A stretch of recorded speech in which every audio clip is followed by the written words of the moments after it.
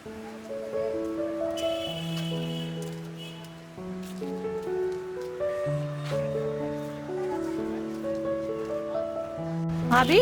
यहाँ पे चैतन्य बेकरी कहाँ पे है? हाँ, मुझे मठ में जाना है। यहीं पे है? श्री स्वामी समर्थ।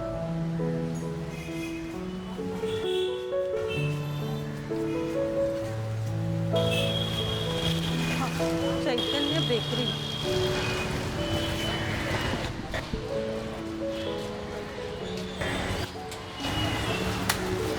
हॅलो अनिकेत, अरे मी चैतन्य बेकरीच्या इथे आले आहे. इथून पुढे कुठे यायचं आणि कसं यायचंय? हा हा, अरे बेकरीच्या समोरच उभी आहे मी. बरं बरं, लवकर या हा पण.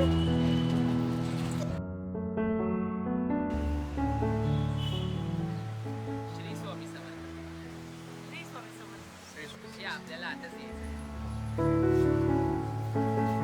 इथे चप्पल काढा. अच्छा, म्हणजे बेकरीमध्ये मठ आहे का? हो.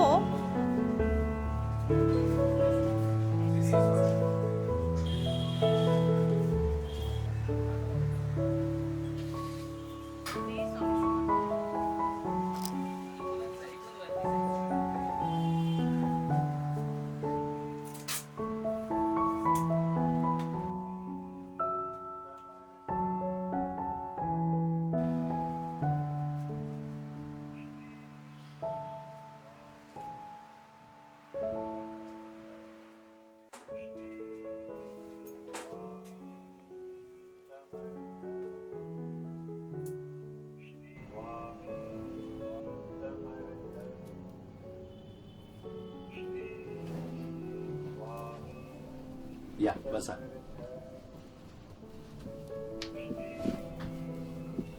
कुठून आलात? मी जोगेश्वरीवरून आले. जोगेश्वरी म्हणजे ग्रंथासाठी? हो हो, ग्रंथासाठीच आले. अच्छा, तुम्ही नाव नोंदणी केली? हो हो, केली. अच्छा, काय नाव आपलं? सुलभा जाधव. सुलभा जाधव. नितेश कदम, जरा बघा ना, सुलभा जाधव नावाचा ग्रंथ घ्यायला आलाय. आहे का बघा आपल्याकडे नोंद? तुम्हाला कसं कळलं? मला फेसबुक वरून कळलं. अच्छा, फेसबुकवर. हो. मास्क काढलात तरी चालेल, इथे काही त्रास नाहीये. स्वामींच्या कक्षेत आहोत आपण. बरं. बघा, तुम्ही टॅगलाईन वाचली का आमची? हो हो, त्या टॅगलाईन विषयीच थोडंसं बोलायचं होतं. आमची टॅगलाईन आहे, त्याच्याच बद्दल मलाही सांगायचं असतं. प्रत्येक जण इकडे येतो ग्रंथ न्यायला, त्याला मी त्या टॅगलाईन बद्दलच सांगतो. आणि आमची टॅगलाईन इतकी फेमस झाली आहे की फक्त उचलावा, कपाळावर लावावा आणि कुठलंही पान उघडावे आणि त्याच्यावर तुमच्या समस्येचं उत्तर मिळेल. ते नक्की मिळणार. पण माझं प्रत्येकाला एकच सांगणं आहे की तुमची स्वामींवर निष्ठा असली पाहिजे, निस्सीम भक्ती असली पाहिजे. आणि महत्वाचं म्हणजे हा ग्रंथ तुम्ही पूर्ण वाचा.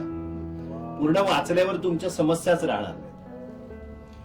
लोकांना वाटतं की ते एक नेपोलियनचं पुस्तक होतं फार पूर्वी, की प्रश्नावली वगैरे, आणि त्याच्यावरून उत्तरं मिळायची. तर तसंही काही नाहीये.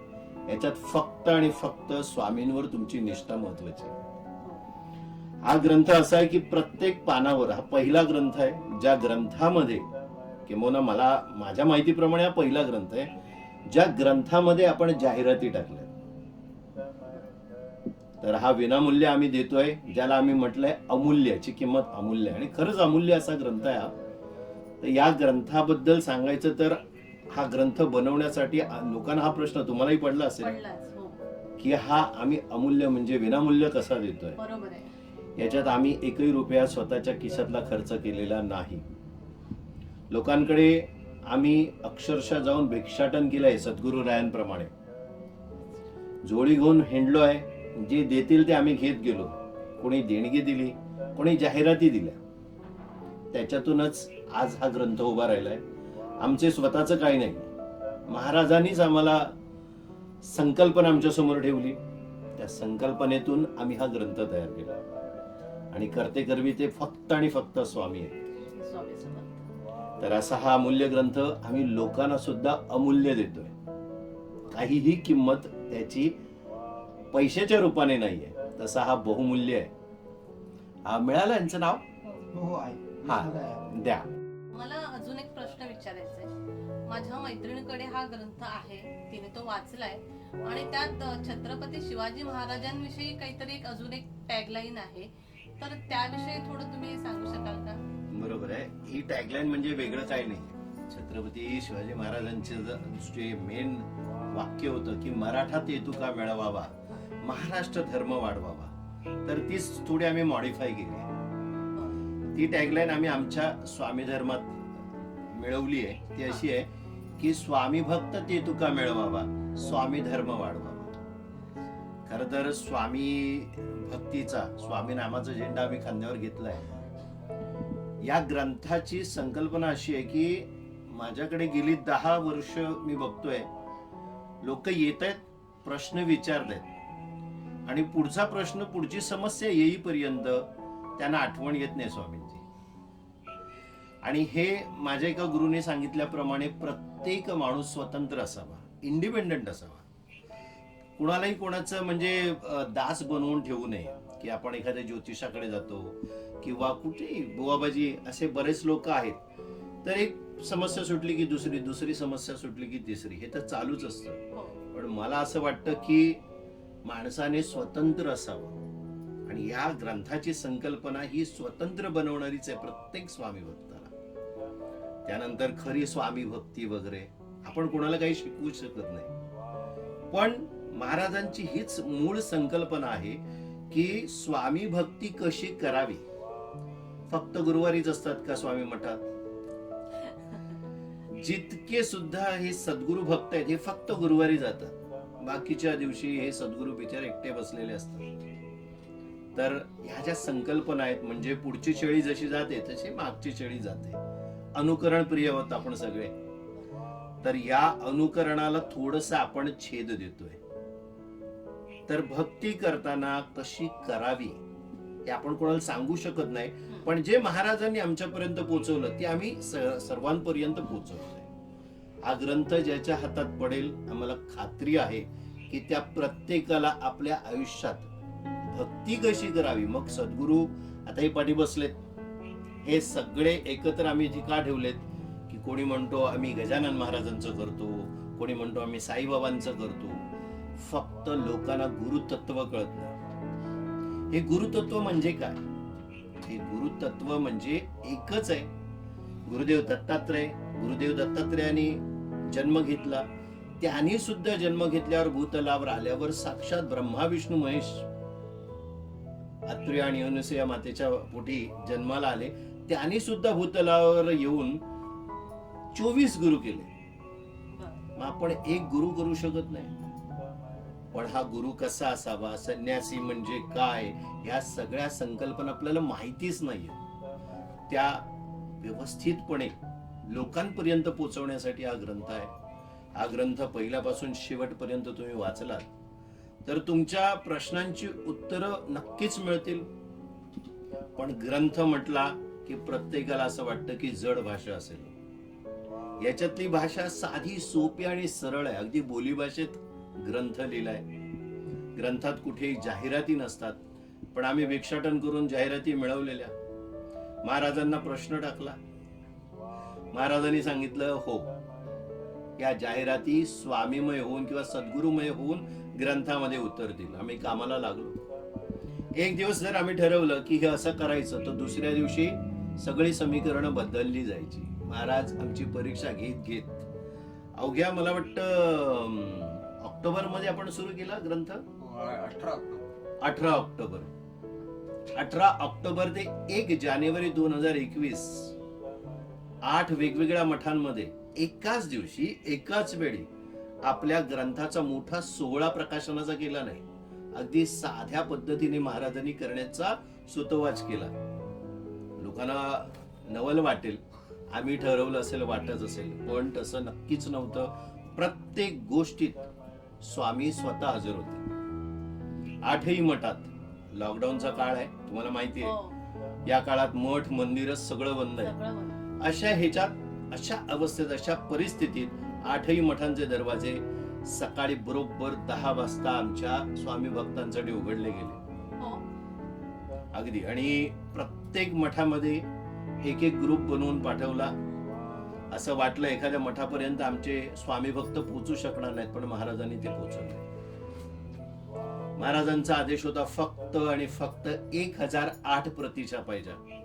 त्यातल्या 8 मठात 8 द्यायचे आणि बाकीच्या 1000 प्रती त्यांच्याच सांगण्यानुसार आम्ही अमूल्य म्हणजे विनामूल्य वितरित करायचा संकल्प केला. फेसबुक, व्हॉट्सअप याद्वारे आम्ही तो व्हायरल केला. आजकाल व्हायरल हा शब्द माहिती आहे, खूपच प्रचलित आहे. तर तो व्हायरल केला आणि 1000 प्रती आहेत, पण मागणी जवळपास लाखाच्या वर आहे. मला खरं वाटणार नाही, गल्फमधून, आखाती देशातून आणि अगदी अमेरिकेसारख्या देशातून सुद्धा आपल्या ग्रंथाला मागणी आली. आम्ही याच्यात नौकेच आहोत. म्हणजे असा प्रकार मी का केला ते आधीच सांगितलं की मी 10 वर्ष लोकांचे प्रश्न घेऊन ते पुन्हा पुन्हा येत होते. फक्त समस्या आली की लोक येत होते. तर ते येऊ नयेत स्वामींकडे असं माझं मत नाहीये, पण माझं मत हे होतं की त्याने स्वतंत्र व्हावं. हा ग्रंथ त्यांच्याकडे असेल तर त्यांना दुसरीची गरजच लागणार नाही. आता तुम्हाला एक प्रश्न अजून पडला असेल की या ग्रंथात उत्तर सापडणार कशी? हो, ते पण आहेच. तर सापडणार. हा ग्रंथ पूर्ण वाचत असताना तुमच्या आधी जितक्या आयुष्य तुम्ही जगलाय त्या आयुष्यात ज्या तुमच्या संकल्पना आहेत ना, त्याला अक्षरशः तडा जाऊन तुमच्या संकल्पना अजून दृढ होत जाणार आणि त्या झाल्यावर तुम्हाला कळणार की त्या ग्रंथामध्ये लिहिलेल्या वाक्यांमध्ये आणि अक्षरांमध्ये तुमच्या प्रश्नाचं उत्तर कसं दडलंय. स्वामींशीर्वाद ग्रंथ हे नाव सुद्धा स्वामींनी दिलेलं आहे. स्वामीशीर्वाद म्हणजे स्वामींचा आशीर्वाद. आणि ग्रंथ म्हणजे काय ही लोकांना माहिती नाहीये. ग्रंथ म्हणजे आपल्या शरीरात जेवढ्या ग्रंथी असतात ना, त्या ग्रंथींवर काम करणार आहे, म्हणून त्याला ग्रंथ म्हटलं जातं. तर या शरीरातल्या ग्रंथी काय वगैरे या सगळ्या आम्ही इथे रोज 8 ते 9 इथे प्रवचन असतं. संध्याकाळी श्रावणातली प्रवचनाची शृंखला युट्यूबवर लाईव्ह केलेली आहे गेले 2 वर्ष. या वर्षी आम्ही दानोलीश्वर सद्गुरू साटम महाराज यांच्या त्रोटक चरित्रावर प्रवचन केलं. प्रचंड प्रतिसाद मिळाला. त्याच्या अगोदर गेल्या वर्षी आम्ही नवनाथांवर प्रवचन केलं. अगदी खरं वाटणार नाही तुम्हाला, काशी सारख्या प्रांतातून सुद्धा आम्हाला तिथून व्ह्यूअर्स होते, तिथून प्रश्न केले गेले. सुरुवातीला आम्ही मराठीत करत होतो, पण आम्हाला मागणी आली की आम्हाला मराठी कळतं पण तेवढं कळत नाहीये, तर तेच तुम्ही हिंदीतून कराल का? म्हणून त्यावेळेला सुद्धा अर्ध्यावर आम्ही हिंदीत केलं आणि यावर्षी मराठीत वाचून महाराजांचं त्रोटक चरित्र आम्ही पुन्हा हिंदीमधून त्याचं प्रबोधन केलेलं आहे. करते करवी ते फक्त स्वामी आहेत. झालं का? द्या.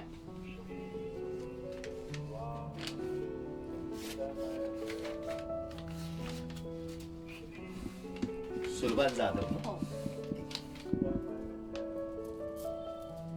हा ग्रंथ मला असं वाटतं की तुम्ही व्यवस्थित वाचा पूर्ण आणि नक्कीच तुमचा अभिप्राय आम्हाला हवाय.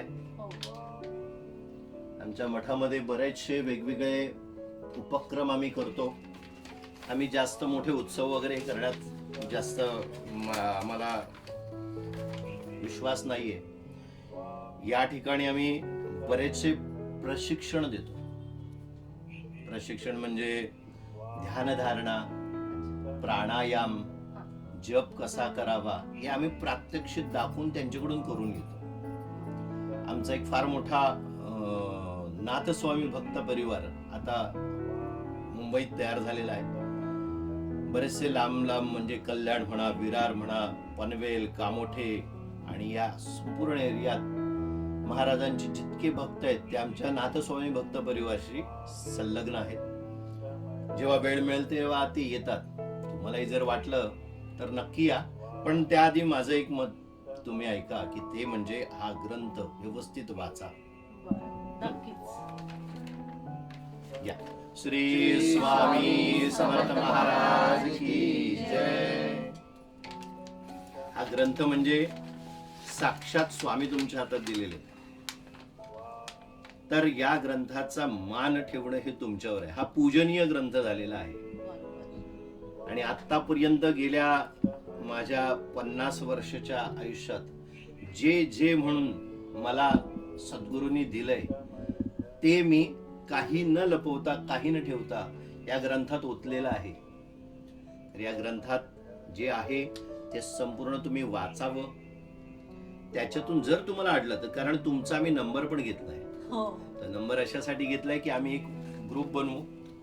तो फक्त तुम्हाला तुमचे अभिप्राय, प्रश्न उत्तर असतील तर, आणि या ग्रंथामध्ये आतल्या पानावर पूर्ण नामावली दिलेली, श्रेय नामावली वगैरे आहे. त्याच्यात सगळ्यात खाली एक लाईन आहे, त्याच्यात बेकरी मठ, जो आमचा नाथस्वामी बेकरी मठ आहे, त्याच्यात जर तुम्हाला आम्हाला भेटायचं असेल, भेट घ्यायची असेल, तर तिथे तुम्हाला अपॉइंटमेंट घेऊन यावं लागेल. तर तो नंबरही दिलेला आहे. त्या नंबर तो डायल करा आणि तुम्हाला वाटलं तर भेटा. आणि तुम्हाला अजून काही प्रश्न आहेत? हो आहे ना, एक प्रश्न आहे मला. म्हणजे बाकीचे जे मठ आहेत ते खूप असे छान प्रशस्त वगैरे, खूप असं म्हणजे छान असं त्यांचं हे आहे. हा मठ या बेकरीतच का आहे? हा मठ बेकरीत का आहे याचं उत्तर खरंच तर मलाही माहिती नाही. पण ही बेकरी सुरू केली 10 वर्षापूर्वी. तेव्हा इतर व्यावसायिकांसारखा मी एक व्यावसायिक याच्यात उतरलो, पण महाराजांचा कदाचित वेगळाच काहीतरी त्यांचं नियोजन असावं. ते येऊन बेकरीत स्थानापन्न झाले आणि व्यवसाय बाजूला राहिला आणि अध्यात्माचा प्रवास सुरू झाला. सुशोभित करणं, छान मोठं प्रशस्त करणं हे मला आवडत नाही, कारण माझ्या गुरुनी मला तसं शिकवलंच नाहीये. छोट्यात छोट्या, आता दक्षिण मध्य मुंबई येईल, या मुंबईमध्ये कोणालाही माहित नसेल की बेकरीमध्ये मठ. तुम्ही पण आज चकित झाला असाल. मी आले तेव्हाच मी म्हंटल बेकरीत मठ. नक्कीच. खर तर बऱ्याचशा गोष्टी स्वामी आपल्या भक्तांकडून करून घेतात. आपण खरंच इदन्न मम असं जे म्हटलंय, म्हणजे मी आत नाहीच आहे, तसंच आमचं आहे. महाराज तुमच्या घरी या ग्रंथ रूपाने स्थापित होतील, किंवा तुमच्याकडे सद्गुरूंची फ्रेम असेल, मूर्ती असेल, पण हा जो ग्रंथ आहे, हा ग्रंथ तुमच्या हातात पडल्यापासून मी नक्की सांगतो तुमचा दृष्टिकोन 100% बदलणार आहे. प्रश्न नक्कीच सुटतील. तरी राहिले, कारण मानवी जीवन आहे. मानवी जीवन हे संपूर्ण समस्यावरच अवलंबून आहे, आधारित आहे. समस्या संपल्या तर माणूसच संपेल. तर तसं काही आम्हाला करायची इच्छा नाहीये. महाराजांचा तसाही काही हेतू नाही. तुम्हाला जर वाटलं की या आमच्या नाथस्वामी भक्त परिवारात यायचंय, कारण आमची फक्त आणि फक्त विधायक कार्य करण्याचा उद्देश आहे. आम्ही डामडोल, मोठा मठ वगैरे हा आमचा मानस नाही.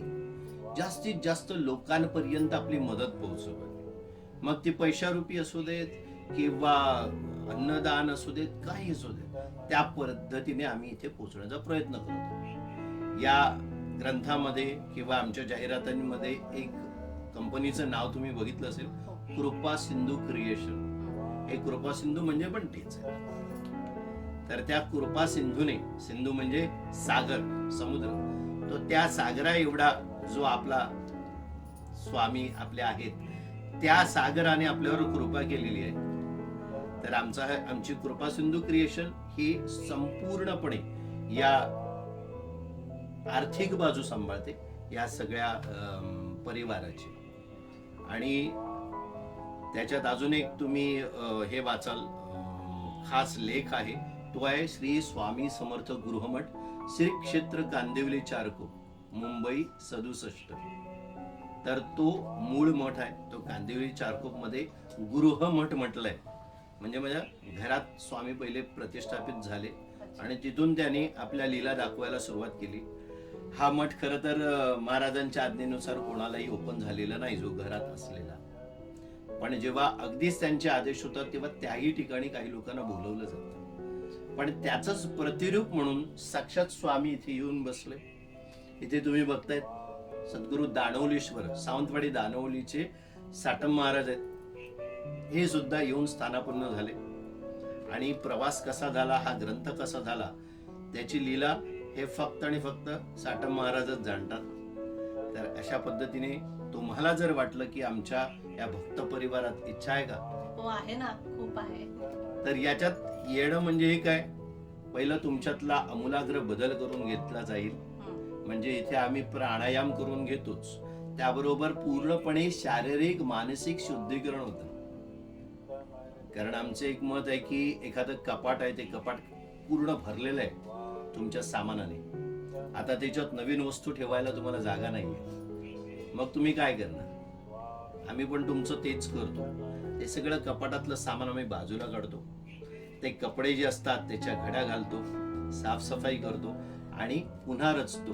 तेव्हा काय होतं, कपाटात जागा तयार होते. नाही तुमच्यातलं आम्ही काही काढणार नाही, काही गोष्टींचं रेचन करणार. रेचन करणं म्हणजे आतल्या निगेटिव्हिटी बाहेर काढणार. त्यासाठी ओरा क्लिन्झनिंग 7 चक्र आहेत, 7 चक्रांचं क्लिन्झनिंग हे जर तुम्ही बाहेर करायला गेलात तर खूप मोठी रक्कम घेतली जाते त्याच्यासाठी.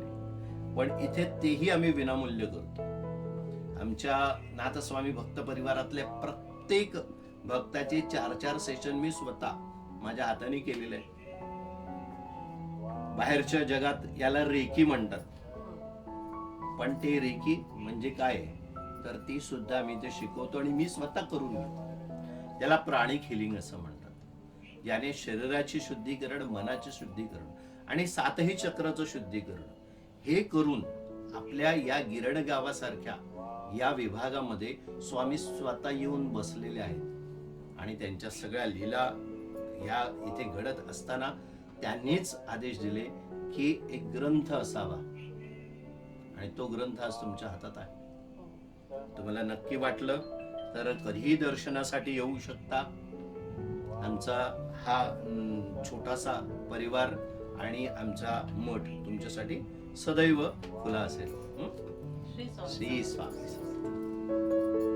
स्वामी शीर्वाद ग्रंथ हा अमूल्य ग्रंथ आपल्यापर्यंत पोहोचविण्यासाठी अहोरात्र अथक परिश्रम करत सर्व नाथ स्वामी भक्त परिवार सेवा देत आहे.